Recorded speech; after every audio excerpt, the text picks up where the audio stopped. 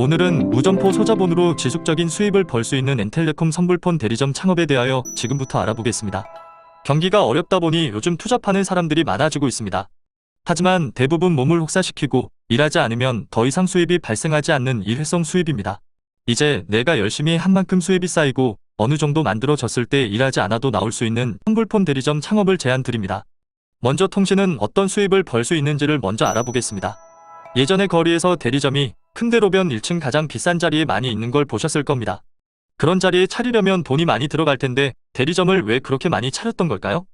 그 이유를 알려면 먼저 대리점의 역할을 알아야 합니다. 핸드폰을 개통하기 위해서 고객이 대리점에 스스로 찾아갑니다. 그러면 대리점은 고객의 신분증과 통장 정보를 통신사에게 넘겨주고 서비스를 가입시킵니다. 그러면 통신사는 고객에게 통신 서비스를 제공하고 고객은 매달 알아서 통신사에게 요금을 납부합니다. 대리점은 처음 딱 한 번 고객의 정보를 통신사에 넘겨주고 이후 서비스 제공 및 모든 관리는 통신사에서 하지만 매달 납부하는 요금의 약 7%를 관리 수수료라는 명목으로 고객이 요금을 납부할 때마다 받게 됩니다.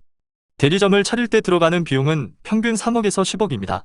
그리고 우리나라 1인당 평균 통신 비용은 5만원입니다. 7%를 계산하면 대리점에서 한 명을 가입시켰을 때 받는 돈은 3,500원입니다.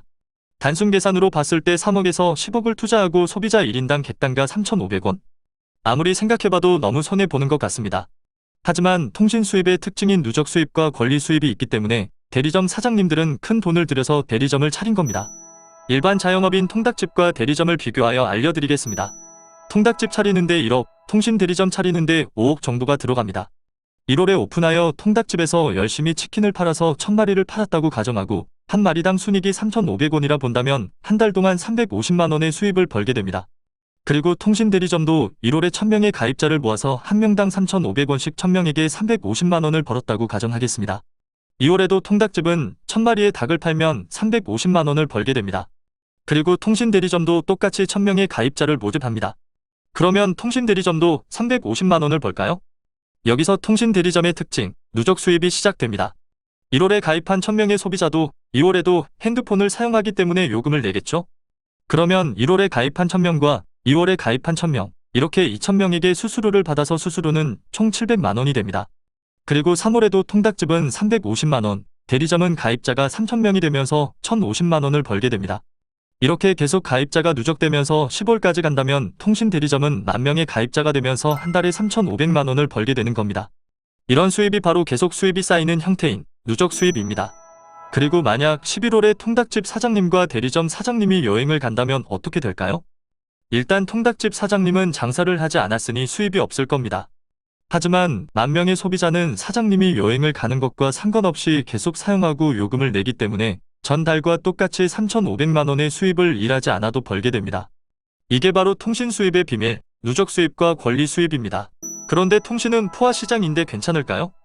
일반적으로는 그렇지만 선불폰 그리고 엔텔레콤이기 때문에 아직 기회가 있습니다. 먼저 선불폰은 푸불에서 개통이 안 되는 신용불량자, 개인회생, 통신 미납자들이 모두 개통이 가능합니다. 그래서 이런 사람들은 일반 대리점에서 개통할 수 없어서 선불폰을 찾게 됩니다.